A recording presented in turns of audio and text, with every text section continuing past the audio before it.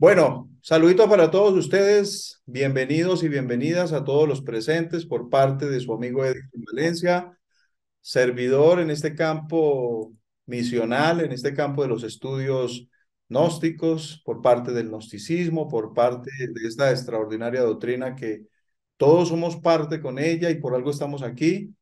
Así que vaya para esas fuerzas universales, para el Cristo, para la Divina Madre Kundalini, para la bendita Logia Blanca, para nuestro real ser interno que cada día nos mueve, nos motiva a seguir buscando, a seguir estudiando, seguir aprendiendo, seguir practicando, seguir buscando cada día poder canalizar esos impulsos que vienen por parte del ser para continuar adelante. Vaya para nosotros de verdad a los santos maestros que nos ayudan, al venerable maestro Samael Humeor, que gracias a él pues esta doctrina está presente y aquí estamos nosotros verdaderamente estudiando de nuevo, gracias al cielo, no como en la Edad Media que tocaba a las escondidas. Ustedes saben que en la época de la Edad Media el que prendiera un mecho por ahí debajo de una casa o por ahí escondidito y alguien lo viera prendiendo un mecho. Sí, dos, tres personas reunidas, eso era el peligro para terminar quemados, torturados y pasar por situaciones muy complejas donde podrían perder la vida y perder todo lo que tenían. Y en este momento, pues no es así, gracias a Dios. Esta doctrina se puede estudiar en forma pública por todos estos medios y gracias a Dios ya no tenemos esa época, ese tiempo, esa época donde los estudiantes del gnosticismo de esa época, pues no podían hacerlo, ¿no? Como lo estamos haciendo ahora.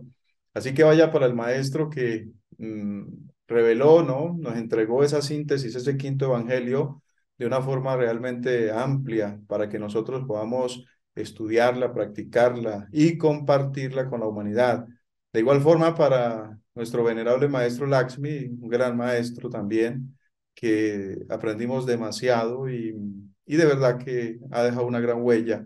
Y para muchos otros maestros que dieron sus grandes pasos, ¿no? Sus grandes enseñanzas para que hoy exista lo que tenemos que es gracias a la bendita Logia Blanca, la Sagrada Gnosis.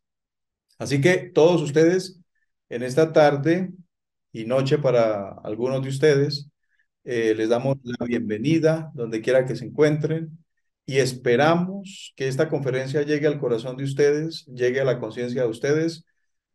Vamos a aprovechar el tiempo al máximo para poder llegar, ¿sí? Con todo lo que queremos aportarles y que sus preguntas, sus inquietudes, pues realmente arrimen al tema para que de esa forma el tema quede bien grande, ¿no? Se enriquezca, se desarrolle con todos esos puntos que vamos a tratar de compartir con ustedes. Así que bienvenidos y bien, vamos a comenzar sin más preámbulos. Sepan ustedes que en el estudio de la gnosis es fundamental estudiar lo que se llama la anatomía oculta, ¿verdad? La anatomía oculta es parte con el estudio del esoterismo. La anatomía oculta es parte con el estudio del hermetismo, de la sabiduría hermética que viene pues desde Hermes, con los herméticos, con los estudiosos en el campo del esoterismo, en el campo de la magia, en el campo de la ciencia. Por justa razón, gnosis es ciencia, arte, filosofía y religión, misticismo, ¿verdad? Todo lo que compone ese campo de el estudio de la psique, el estudio del alma en cada uno de nosotros. Y cuando el venerable maestro Samael dice, es que queremos estudiantes gnósticos, misioneros gnósticos, que sean científicos. Y él dice, hay que estudiar el átomo, hay que estudiar las partículas, hay que conocernos a sí mismos. Y tiene razón sus palabras, porque resulta que existe una anatomía oculta y la anatomía oculta se entrelaza con el estudio de las partículas. ¿Qué quiere decir esto? Que para poder nosotros entender la anatomía en la actualidad y poder entender los pasos que tenemos que dar nosotros para el desarrollo de nuestra propia anatomía oculta, de nuestra propia fisiología oculta, de nuestra propia constitución interna, pues tenemos que estudiar la ciencia gnóstica. Y la ciencia gnóstica nos entrelaza con el estudio de las partículas. El estudio de las partículas, que hoy la ciencia se refiere a ella como mundo cuántico, ¿sí? Como espacio cuántico, como entrelazamiento cuántico, como el mundo de las partículas atómicas, subatómicas, que conforman todo lo que hay, todo lo que existe y todo lo que seguirá existiendo es gracias a esas estructuras, a esos pequeños ladrillos que se denominan átomos.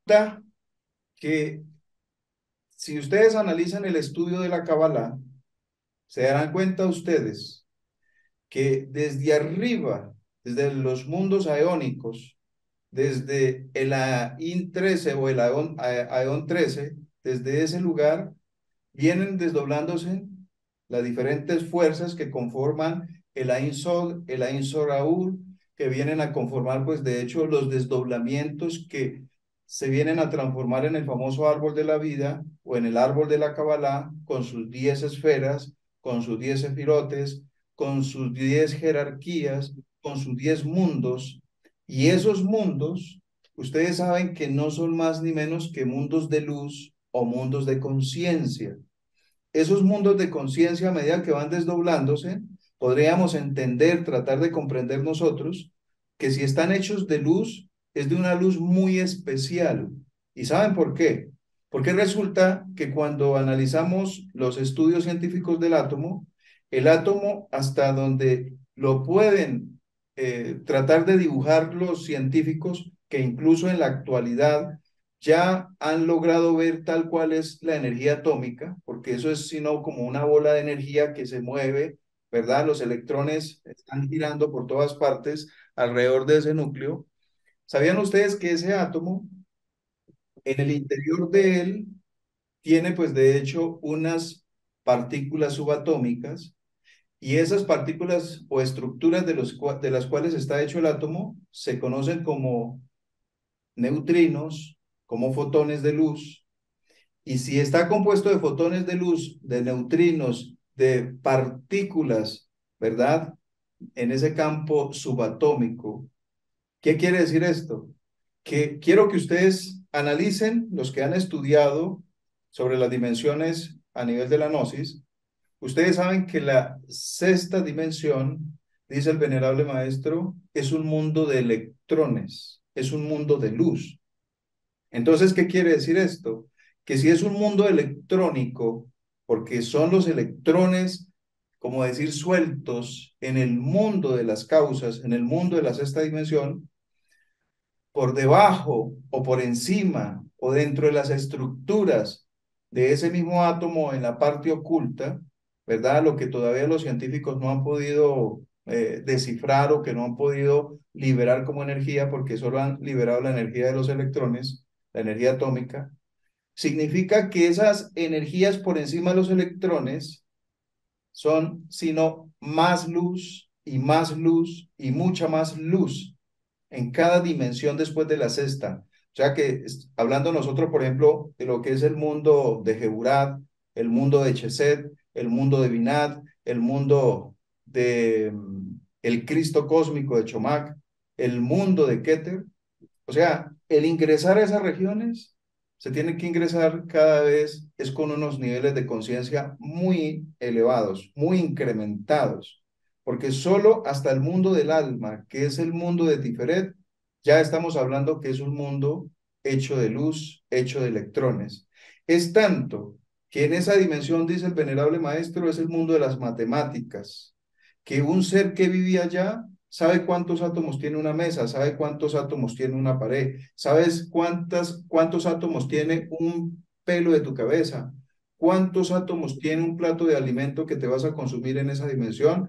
El que vive en esa región sabe de cuántos átomos está compuesto. Ahora, si un ser con ese nivel de conciencia sabe cuántos átomos tiene un alimento, una cucharada de alimento que va a consumir, imagínense ustedes aquí en el plano físico, un científico para poder estudiar cuántos átomos contiene una cuchara de alimento, tiene que gastarse un montononón de tiempo de estudio, hacer una estadística para medio interpretar cuántos átomos tiene un grano de arroz. Y en esa región, un ser que vive allá sabe cuántos átomos contiene. Ahora, si desde esa región están activos los electrones, si desde la región molecular, el mundo de la mente, las moléculas, los átomos, esas moléculas gigantescas están activas porque están relacionadas con el campo mental, con el plano mental, con el mundo de la mente. Imagínense ustedes cómo será esa magia, ¿no? Poder entenderlo a ese nivel. Luego venimos al mundo astral relacionado con los protones, relacionado directamente con ese campo elástico, con ese campo donde las partículas se hacen maleables, donde un ser humano puede atravesar un muro, una pared, puede estirar su cuerpo, puede jalarse el dedo y darse cuenta si realmente está en el mundo astral o está en el mundo físico. Y eso es gracias a que las partículas, de acuerdo a su funcionalismo de aceleración, ¿verdad? Se comportan de una forma tal que el ser humano puede convertir su cuerpo, transformar su cuerpo. En este caso, hablando del mundo astral, ustedes saben sobre los nahuas, ustedes saben sobre los hombres tigre, los hombres águila, por ejemplo, en México, que transformaban su cuerpo en animales y luego los pasaban a la cuarta dimensión. ¿Y qué quiere o qué significa esto? Que de acuerdo al funcionalismo de las partículas, un ser humano puede pasar desde el plano físico a las otras regiones, a las otras dimensiones. Y para poderlo lograr, pues necesita desarrollar el potencial, necesita tener las claves, necesita practicarlo para poderlo lograr. Ahora, si venimos hacia el mundo vital, es el mundo que se corresponde directamente con la parte de los átomos en cada uno de nosotros. El mundo vital o cuarta dimensión, la región del Edén, la región del mundo vital, la región de Yesod, es la región de los átomos, de la vida atómica que se transmite directamente sobre los cuerpos físicos, que se transmite la vida de la momia, ¿verdad? Se transmite a las células humanas. Entonces, abuelo de pájaro, sepan ustedes que esto que les estoy explicando más adelante lo tenemos que ampliar con mucho más tiempo, se tiene que estudiar de una forma más profunda. Solo estoy tratando de hacer un repaso para que podamos ingresar en el tema, para que podamos coger el hilo al tema. Miren ustedes cómo los átomos, desde la parte vital, influyen directamente sobre la célula humana. Y ahí es donde podemos entender cuando el maestro dice que Paracelso habla que las enfermedades pueden tener un origen en el mundo relacionado con el mercurio, ¿verdad? Con la región mercurial, con el mundo de la mente, o que puede estar relacionada las enfermedades con el mundo del azufre, ¿sí? Vinculado directamente con el mundo astral, y que esas patologías o esas enfermedades pueden llegar a manifestarse en el cuerpo físico, en las células físicas, pero primero existió en el mundo mental, en el mundo astral, alteró, afectó el cuerpo vital, los átomos del cuerpo vital, y luego la enfermedad se manifestó en la célula humana, luego en los tejidos humanos, luego en los órganos humanos, y posteriormente concluye afectando tal o cual sistema del mismo cuerpo humano. Y ahí viene, pues, de hecho, la enfermedad que una persona puede padecer. Ahora, por allá, en el 360 más o menos al 430, o sea, entre el 300 y 400 antes de Cristo, existió un señor llamado Demócrito, un filósofo, que habló sobre los átomos como minúsculas partículas que existían en todas partes, y desde allá comenzó, pues, de hecho, las inquietudes sobre el estudio de las partículas atómicas, ¿sí? De lo que hoy denominamos o conocemos como el átomo. Pero ¿qué ocurre?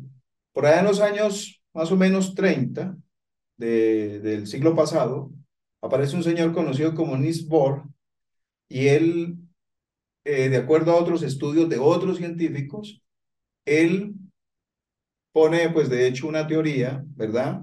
Saca a la luz pública una teoría donde él dice que el átomo es como un sistema solar, y ese pequeño sistema solar, los átomos cambian de lugar, ¿verdad?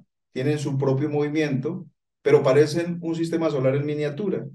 También expresaba él que los electrones podían cambiar de lugar, ¿verdad? Cambiar del lugar de la frecuencia por donde se mueve. Él podría hacer los cambios, los saltos, pero no podría salir de la órbita. Fue un gran aporte para el estudio de la ciencia en relación a los átomos, porque de ahí para allá fue avanzando en relación a cómo es la partícula, cómo se comporta la partícula, cómo es más o menos la fisonomía, ¿verdad? Los principios de lo que es, pues de hecho en este caso, los átomos. Entonces, aquí les coloco yo más o menos, ¿sí? De cómo veía este señor Niels Bohr. Él veía que los átomos aproximadamente tenían este tipo de presentación. En el interior, en el núcleo, pues los protones y los neutrones, la parte positiva, la parte neutra del átomo, y en torno a él mismo, ¿verdad? Pues estaban los electrones girando, y cada uno en su funcionalismo, en su movimiento, ¿verdad? Sin salirse de su órbita. Cada átomo de ellos, pues, contiene, pues, de hecho, unos principios, está manejado por unas leyes y tiene un operador. Ahí es donde nosotros quedamos un poquitico pensando que la ciencia nos da a entender como que si esto tuviera una mecánica que se mueve solita, pero el venerable maestro Samael nos dice que detrás de esa mecánica, de quien mueve todas las partículas, quién está moviendo. Bueno, vamos a tener por favor en silencio los micrófonos. Bien, entonces continuamos acá. Nos dice el maestro que para que una máquina se pueda mover tiene que haber un maquinista. Entonces, en la parte interna de cada átomo, de toda esa inteligencia, tiene que existir un operador, tiene que existir un maquinista. Y ahí es donde el maestro nos habla de los achín, que eso ya es un tema relacionado a lo que él habla sobre la anatomía que manejan los maestros, que manejan los dioses. Sin embargo, ese átomo es un átomo que lo veían o aparentemente no lo presentaban como un sistema solar, que era después, de hecho, la representación de un sistema solar en miniatura en relación al sistema solar en el cual vivimos cada uno de nosotros. Ese sistema solar con su órbita, con sus electrones, girando alrededor de su núcleo, ellos conforman moléculas. Y esas múltiples moléculas, como la molécula de agua, la molécula de flúor, las moléculas del aire, las moléculas de la tierra, las moléculas que conforman todo lo que hay, todo lo que existe, moléculas de los alimentos, en su interior no tienen más sino átomos, ¿verdad? Cantidades de átomos. Por ejemplo, la molécula de flúor dicen que es la molécula más parecida a un sistema solar porque tiene aproximadamente 9 electrones girando en órbita alrededor del núcleo. Luego de esta molécula, que es la que se compone por átomos, venimos a tener nosotros una célula. Y aquí vuelve y juega algo interesante. Si en el interior de un átomo está la representación de un sistema solar, el núcleo es como decir el Sol, y los electrones que giran alrededor de ese núcleo es como representando los planetas, ¿verdad? Miren ustedes qué pasa con la célula. La célula humana es algo muy parecido también. Ella tiene un núcleo, tiene unos orgánulos, contiene una capa o contiene pues de hecho una banda protectora, ¿verdad? Lo que llamaríamos nosotros pues de hecho esa membrana o esa protección molecular que tiene la célula. Y esa capa protectora, esa banda protectora, no es más ni menos que aquel campo de energía que protege la estructura celular y le permite que ingrese alimento y que de él salga. O sea, salen los desechos e ingresan productos que la célula necesita, ¿verdad? Esa banda molecular, esa, esa protección que tiene la célula para poderse ya permear, proteger y saber qué deja ingresar y qué debe salir de la misma.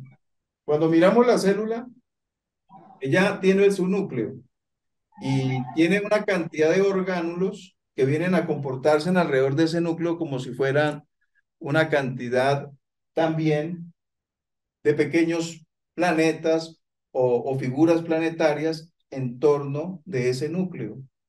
Por justa razón, los sabios dicen que la célula es como un arquetipo. La célula es la representación de una anatomía humana. Por eso es que con tomar una célula se puede clonar a un individuo, ¿verdad? Se puede hacer un individuo muy parecido, porque resulta que aparte de que es la representación de un planeta en miniatura, la célula, como pasa con el átomo, en el núcleo de esa célula está lo que llamaríamos nosotros los cromosomas. En el interior de los cromosomas están los genes. Y tanto los cromosomas como los genes vienen, pues de hecho, a comportar o a permitir entender el desarrollo, el funcionalismo de lo que llamamos el ADN. Y en el ADN se encuentra la información genética que todos y cada uno de nosotros traemos de nuestra vida pasada y con esos valores, cómo se va a escribir, cómo se va a desarrollar la actual vida que tenemos. Y ese mecanismo llamado ADN es como decir la información que se conecta desde la célula para con la ley cósmica, ¿no? Con la ley universal que controla, que maneja todo, o sea, con la ley de Dios.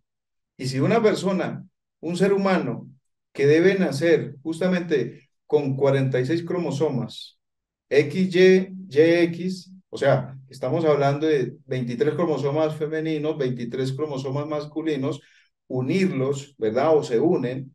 Entonces, tanto el gameto masculino, que es el esperma, como el gameto femenino, que es el óvulo, al unirse en los dos, entonces venimos a conformar una estructura eh, de los cromosomas, ¿verdad? Una estructura a nivel de lo que es el desarrollo humano en una totalidad de 46 cromosomas. Y esa genética de 46 cromosomas es lo que viene a constituir lo que es el ser humano. ¿Qué es lo único que le hace falta al ser humano dentro de esa constitución o ese nuevo programa que se ha hecho?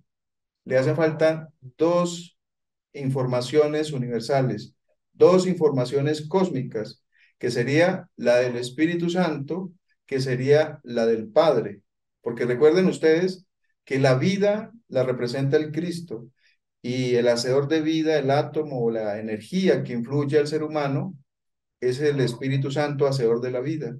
Y la característica del Padre.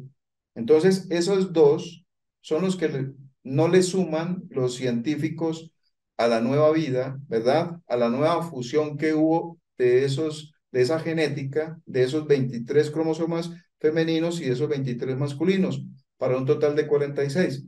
¿Por qué les digo esto? Porque nosotros estamos directamente influenciados por 48 leyes.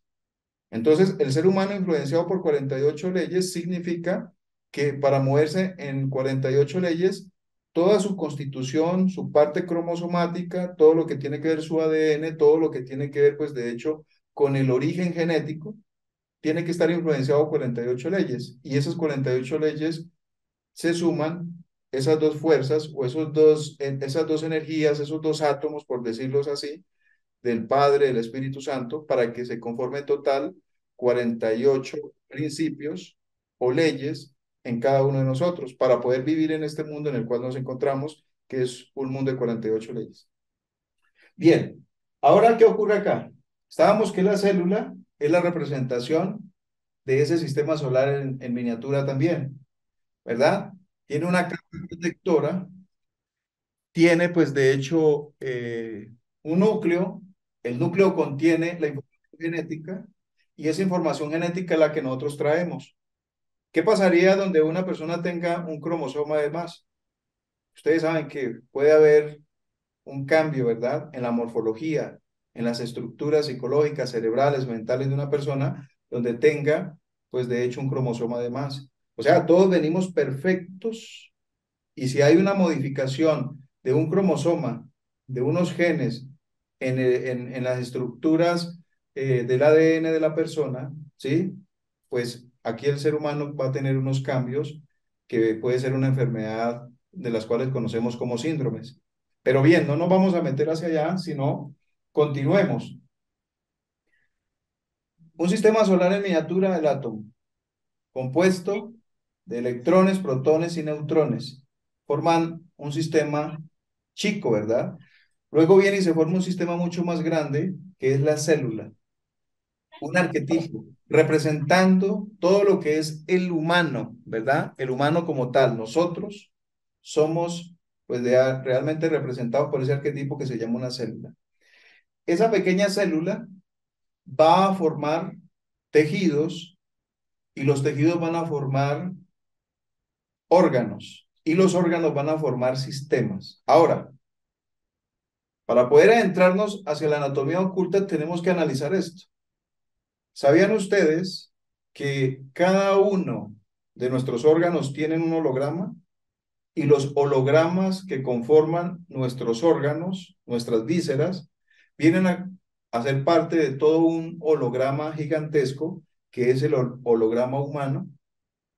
En otras palabras, cada parte de nuestros átomos, cada parte de nuestras células, el núcleo de nuestras células, el ADN de nuestras células, proyectan, que eso ya está reconocido a nivel mundial, proyectan una especie de holograma, una especie de luz que conformaría el holograma que es, por decir en este caso, la célula. ¿Cuántas células hay en el hígado? ¿Cuántos hepatitos hay, verdad, en la célula? ¿Cuántas células va a contener el hígado? ¿Cuántas células contiene el riñón? ¿Cuántas células contiene el intestino, el páncreas, el estómago? Y todas estas células, en el órgano donde están representándose, ellas proyectan una luz y esa luz formaría un holograma. Y cada órgano formando un holograma constituyen el holograma gigantesco del cuerpo humano.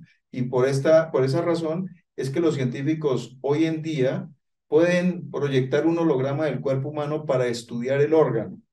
Pueden trabajar desde un lugar determinado del mundo y tratar a un paciente a distancia con sus aparatos, pero él está moviendo los aparatos aquí y el paciente que está siendo operado está en cualquier otro lugar del mundo y él simplemente está trabajando, moviendo desde este punto y allá está generando el efecto en la maquinaria que está operando al paciente. Y todo esto es posible porque cada día la medicina y la ciencia está avanzando.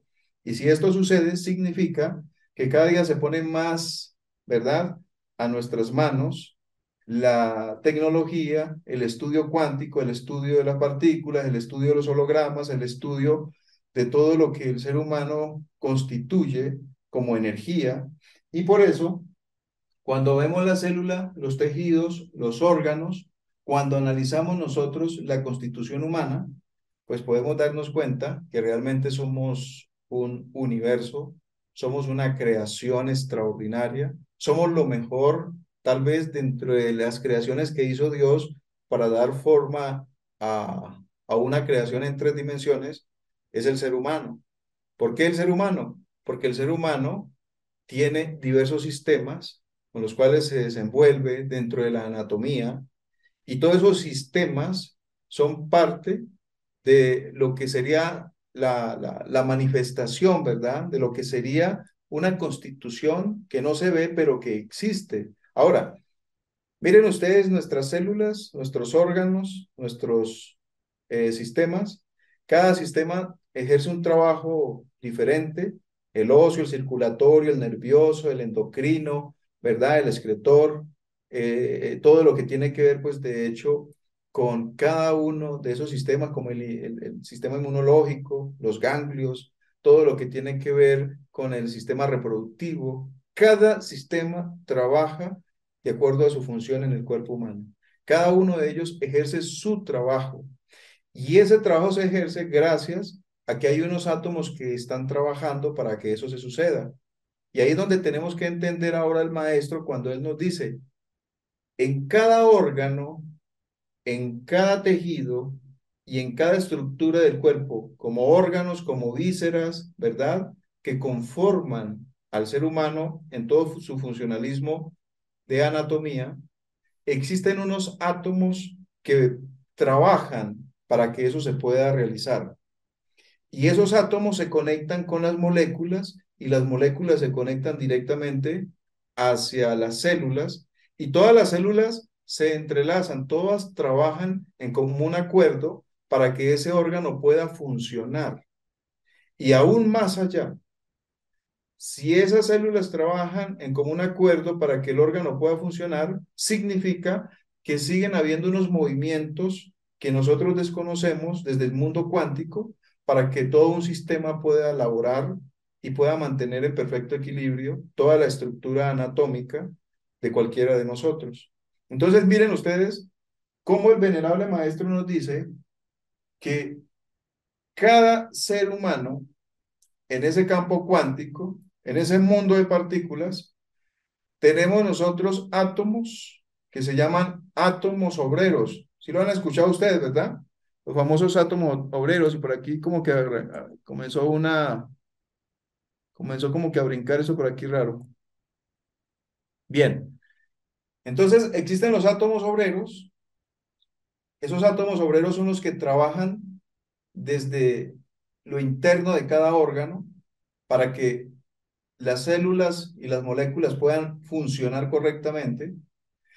Luego, esos átomos obreros son manejados o son controlados por átomos ingenieros, que son los que dan el visto bueno a cada funcionalismo, y esos átomos ingenieros están directamente siendo vistos por los átomos aspirantes al corazón, y los átomos aspirantes al corazón trabajan de acuerdo a el mandato, por decir de esa forma, de acuerdo a los funcionalismos o leyes que ejerce el átomo nous en todas las estructuras energéticas de nosotros. Y el átomo nous trabaja de acuerdo a los principios y órdenes que da el átomo arquitecto para que este cuerpo y toda su constitución pueda trabajar libremente, pueda trabajar equilibradamente, energéticamente. Me explico. Si el maestro nos habla desde el punto, desde la forma atómica y nos dice que también hay átomos indolentes, átomos que enferman el cuerpo, esto ya está más que demostrado. Si ustedes van y miran, por ejemplo, en relación a los radicales libres, ¿por qué se forman radicales libres? Pues porque en el mundo cuántico los átomos se quitan electrones unos a otros. Entonces, un átomo que tenía 10 protones, 10 electrones y pierde 2 electrones, entonces queda con mayor carga positiva, o sea, queda con más protones. Un átomo que tenía 5 electrones con 5 protones y si le quitan 2 electrones, entonces queda con 3 electrones y 5 protones, o sea que queda con una carga positiva. Y al quedar con carga positiva los átomos, entonces ellos van a generar lo que llamaríamos nosotros radicales libres, que son una especie de sustancias, de toxinas, que desde las partículas se empiezan a generar a través de las moléculas a la célula, y la célula empieza a generar un campo de acidificación en toda su estructura.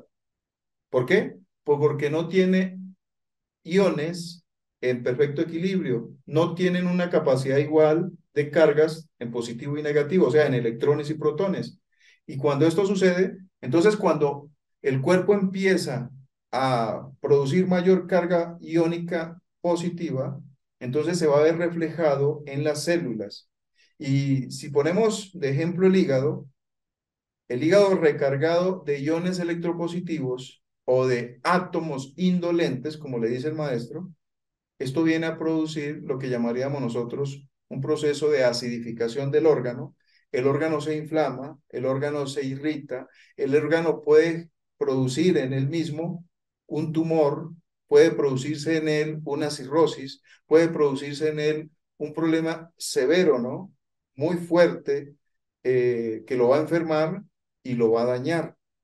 Y ahí es donde vemos posteriormente físicamente que el órgano como el hígado está inflamado, está irritado, tiene una hepatitis, qué tipo de hepatitis tiene, A, B, C, D, la que sea, pero el órgano está afectado, está enfermo.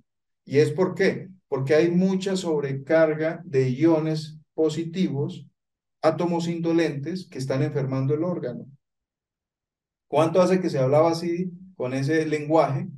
Y hoy ya la ciencia dice que el problema viene desde los iones, ¿verdad? El campo de iones electrónico. Ahora, si esto sucede, que el órgano enferme porque hay más átomos o iones positivos, significa que el ser humano tiene que generar mayor carga negativa. O sea, tiene que producir más electrones en su cuerpo, tiene que estar más alcalino.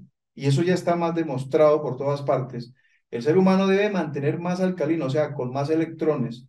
Si el ser humano se carga más de protones, va a estar más apto para enfermarse, para desarrollar enfermedades autoinmunes, autodegenerativas, inflamativas, crónicas, ¿verdad? Que es lo que hoy vemos en la actualidad, como el cáncer, como los tumores, como problemas terribles de salud que se ven a diario por las noticias y que los hospitales están llenos. Y es porque el ser humano se ha cargado más de los átomos indolentes o átomos positivos en su cuerpo y perdemos alcalinidad, o sea, perdemos electrones. ¿Qué es perder electrones? Perder luz. El que pierde luz, pierde electrones, y si pierdes electrones, te vas apagando, te vas oscureciendo y físicamente te vas enfermando. Así que desde las regiones cuánticas, desde esas regiones, mis queridos compañeros, ya vienen trabajando los átomos, generando su funcionalismo, y cada uno de esos átomos, que por aquí volvió a dar esto un poquito, mira, cada uno de esos átomos ejercen su trabajo, ¿sí? Como partículas, están ejerciendo su trabajo, cada célula ejerce su trabajo, cada órgano ejerce su trabajo y cada sistema desempeña lo que tiene que hacer. Ahora, como nosotros necesitamos entender esto a otro nivel, quiero que analicen lo siguiente. El ser humano o Malkuth es la estructura como más incipiente, es como lo más lejano, ¿verdad? Del absoluto. Pero es la base fundamental para poder regresar al absoluto. Y para poder regresar, ahora vamos a entender lo siguiente. Tenemos que prestarle un poquito de atención a esto. Cuando miramos las cartas del tarot, la número 24, y miramos la carta del tarot número 6, quiero que miren ustedes. Dice el axioma trascendente, ¿sí? Teje, teje tras teje mi telar, telas para mi honra y telas para honrar. Eso dice la carta número 24. Y la carta número 6 dice lo siguiente: trabajo me da, Señor, mas con ellos fortaleza. La carta número 24 es el telar. Y ahí encontramos nosotros a una diosa, a una divina madre, tejiendo, ¿sí? Acomodando hilos y dando formación a una estructura que está representada con el universo, que está representada directamente con todo lo que llamaríamos la Vía Láctea, con lo que llamaríamos el universo, el cosmos, el espacio universal. Esa representación está ahí en la malla y ella simplemente está acomodando las fibras, los hilos, colocando bien cada una de esas partecitas para que quede bien organizadita en esa creación. Y esa creación que ella está desarrollando ahí es una creación que depende justamente de nosotros, ¿verdad? Depende exclusivamente de nosotros. Porque resulta que si ustedes miran esa carta, en esa carta aparece ella, ¿sí? Con ese telar, y cada hilo tiene que estar muy preciso. Si ese telar representa lo macro, lo cósmico, lo universal, ¿verdad? Todo lo que es la Vía Láctea, todo lo que es nuestra galaxia, desde el punto de vista físico, tridimensional, pues sepan ustedes que el ser humano, nosotros, somos esa representación. Nosotros somos como ese polvo de estrellas, ¿verdad? Que vino a tomar forma humana, a tomar forma física, porque así Dios lo quiso, porque así la ley lo permitió. Nosotros somos, cada uno de los presentes, somos un pequeño hilo ¿sí? De ese cosmos universal, de esa gran creación que se está formando. Y me explico. Si tomáramos una partecita de ese universo gigantesco, ¿verdad? Lleno de estrellas, de mundos, de sistemas. Si tomamos una partecita de ella y la analizamos, la estudiamos, podríamos entender de qué está hecho todo el universo, con solo tomar una parte. Eso pasa con el ser humano. El ser humano es algo pequeño, ¿verdad? Es una partícula diminuta en toda la creación, pero a su vez, aún siendo muy pequeña, como pasa con los átomos en el interior de nosotros que son tan pequeños que ni sabemos que puedan estar ahí en algún lugar, que existan, pero son parte con nosotros, viven en nosotros, son parte de nuestras estructuras, de nuestros ladrillos. Entonces, ellos tienen una realidad. Así mismo pasa con nosotros. En el universo total, nosotros somos como un átomo, una partícula que yo creo que los que viven en otro lugar ni saben que nosotros existimos, ni saben que nosotros estamos aquí estudiando, ni saben que nosotros tenemos una realidad en 3 dimensiones. Sin embargo, aquí estamos. Entonces, tanto lo cósmico tiene un reflejo en el microcosmos y el microcosmos tiene un reflejo que son los átomos. Y ese reflejo está en las células. Y ese reflejo está en toda la constitución anatómica de nosotros. Y esa constitución anatómica tiene una constitución ultraanatómica, ultrafisiológica. Y esa constitución, miren ustedes lo interesante. Volvamos al telar de Dios, carta número 24 del tarot. Ahí están los hilos de la creación. Ella está tejiendo el telar universal, ¿verdad? Y para poder tejer el telar universal, nosotros tenemos que ser el número 6. O sea, la carta se tiene que doblar en el número 6, que es el alma. El alma es Tiferet, pero en la carta es el enamorado. Y si ustedes miran la carta número 24, es una mujer cuadrando los hilos, tejiendo ese gran telar, y ella tiene como un seno por fuera, porque es una madre, porque representa la belleza, la ternura, porque representa esa capacidad de crear, ¿sí? Esa fertilidad. Y ese 24 se desdobla y lo vemos en el número 6 y el número 6 es el que está enamorado, es aquel que puede estar controlado, dominado por las pasiones, los deseos, por el sexo, por todo lo que tiene que ver con el placer, o por lo contrario, él puede coger todo ese mecanismo, todas esas herramientas, toda esa energía y ponerlas a su favor para empezar a hacer la creación que le corresponde en el telar de Dios, que es en el número 24. Ahora, de nosotros depende, queridos compañeros, de nosotros depende si vamos a empezar a ser parte con la creación o simplemente vamos a seguir la vida siendo esclavos en el número 6, en la carta número del enamorado, ¿verdad? En la carta que corresponde, pues de hecho, bueno, tenemos una situación por aquí, me disculpan ustedes, pero no hemos podido trabajar bien con esta situación que está pasando. No sé qué pasa, qué es lo que sucede ahí. Pero bien, volvemos de nuevo. Si nosotros queremos tener una existencia real y para poder iniciar el tema del desarrollo profundo de lo que es ya es la anatomía oculta, porque apenas estamos llegando hasta la célula, los órganos y tratando de analizar sobre cómo el maestro nos permite entender de los átomos, ¿verdad? Constructores, obreros, indolentes, ingenieros, aspirantes, átomos del corazón, porque es la estructura solar del cuerpo humano. Nosotros también somos un sistema solar en miniatura y el centro de este sistema solar es el corazón, es la representación del sol. Y al parecer todos los átomos y todas las células de nuestro cuerpo quisieran algún día nacer y ubicarse exclusivamente en un órgano que se llama el corazón. Y en ese órgano poder trabajar como obrero, como ingeniero y como aspirante a ese átomo nous que está ahí en el ventrículo izquierdo del corazón. Todos y cada uno de los átomos del cuerpo, las células del cuerpo, anhelan y quisieran estar allá en ese órgano maravilloso llamado el corazón, porque es la representación del Sol en nuestro sistema solar, ¿verdad? Ya que los planetas están en nuestro propio cuerpo y se relacionan con cada uno de nuestros órganos particular.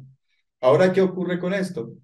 Si ese fenómeno está ahí, activo, y cada uno de nosotros lo podemos comprender, ahora lo que falta es ingresar a ser parte con el telar de Dios. Y para poder ingresar a ser parte con el telar de Dios, se necesita trabajar con el misterio 6. Y quien trabaja en el misterio 6 trabaja creando en el misterio 24. El misterio 24 es la Divina Madre Kundalini tejiendo el ropaje, lo que se llama el puchicón, ¿verdad? Lo que se llama el tosoma eliacón, que es las ropas, que son las vestiduras, que son la forma de cómo se tiene que vestir el iniciado para poder ingresar dentro de esas dimensiones y poder conocer qué es lo que existe en cada una de esas dimensiones o aeones o regiones del mundo cósmico universal, ¿verdad? Y para poderlo lograr, ¿qué nos toca vencer a nosotros aquí en la Tierra?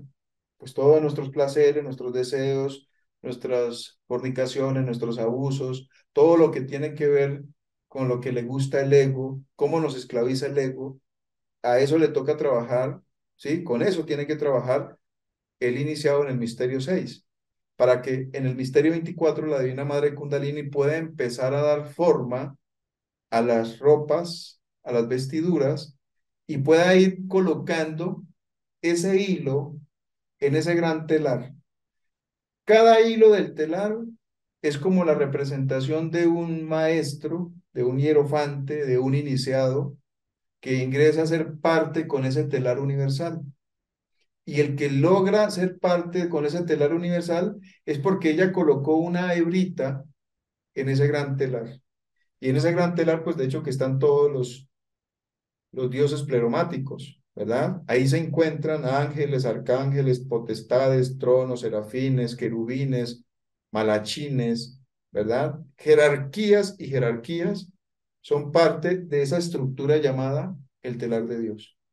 Y en ese telar de Dios, el ser de nosotros, la Divina Madre Kundalini, quiere que nosotros aparezcamos como una hebra, como un pequeño hilo, siendo parte de esa estructura. Pero para poder ser parte de esa estructura, entonces tenemos que empezar nosotros a hacer conciencia que necesitamos ingresar dentro de la creación real, ¿verdad? Poder pertenecer a ese conjunto, a ese grupo del colegio de iniciados, poder nosotros formar esa estructura a través del trabajo de la castidad, de la muerte psicológica y ganar los valores con la muerte, con el sacrificio por la humanidad. Y si así lo hacemos por el resto de nuestra vida, entonces nos ganaremos derechos para que ella vaya haciendo la estructura del telar de Dios y pueda colocar esa hebra, ese hilo, ¿verdad? Donde nosotros vamos a tener una existencia real. De lo contrario, nosotros no podemos tener existencia real en ese telar de Dios si no trabajamos con el misterio 6, que es el misterio del alma. Si no trabajamos con el misterio 24, no vamos a poder trabajar con el misterio 6. Y si no trabajas con el misterio 6, no podrás trabajar con el misterio 24. Y si no se sucede ese fenómeno, entonces no tendremos existencia real, no tendremos creaciones y no podremos conocer esto sobre la anatomía oculta. ¿Por qué no podremos conocer sobre la anatomía oculta? Pues porque la anatomía oculta se tiene que fabricar y ella se hace con una base, con unos principios que es el cuerpo humano, que es el cuerpo físico.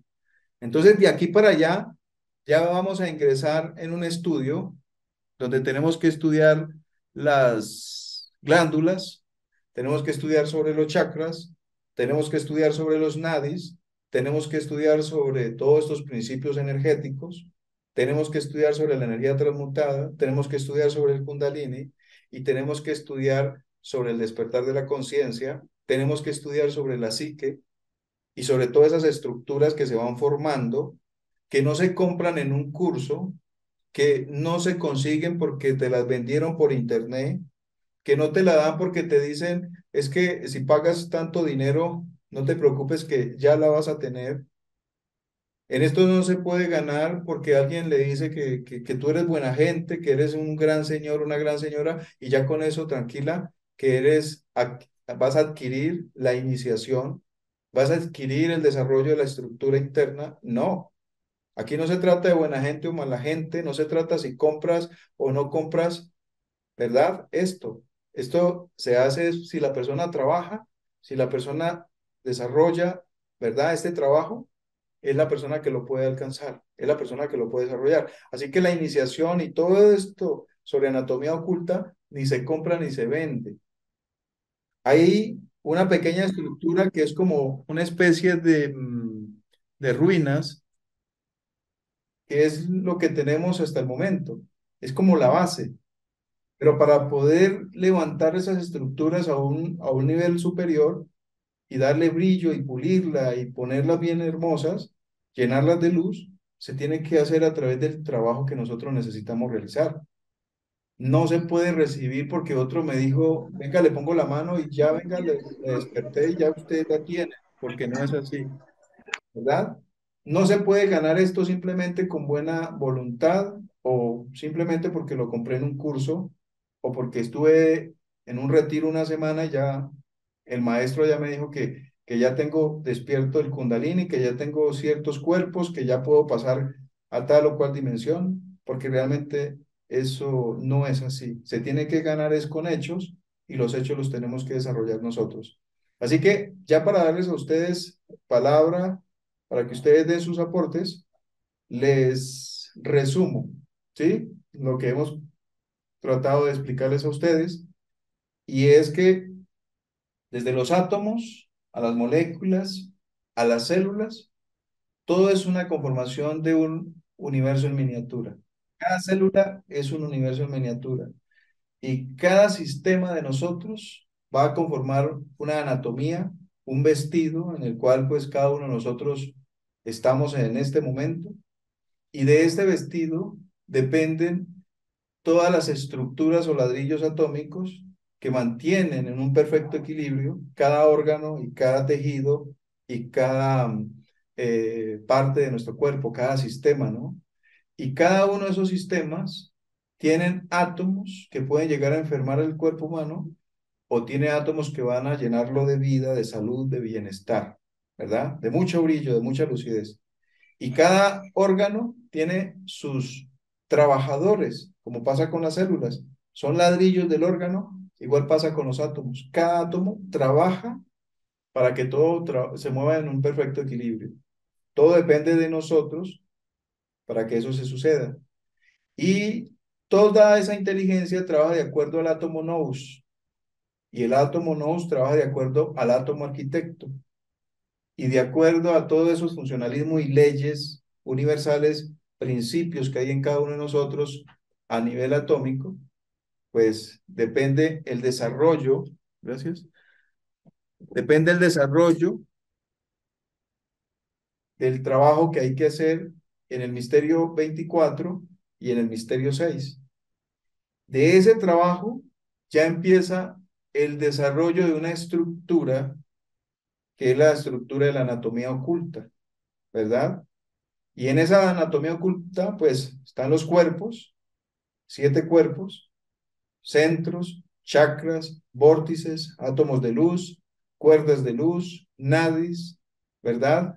Puntos de luz, pasos para ingresar a otras dimensiones, pasos que debemos dar para ingresar a ser parte de un colegio de iniciados que pertenece a la Logia Blanca, ser asistidos por los maestros, ayudados y ir formando el avance y el crecimiento, el desarrollo de ese progreso interno a través del estudio de cada cañón, de cada vértebra, de cada pirámide de nuestra columna espinal, no solo de la columna física, sino de las diferentes columnas que conforman cada uno de nuestros 7 cuerpos. Y así sucesivamente, pues ir logrando la iluminación, el despertar, las iniciaciones, etcétera, etcétera.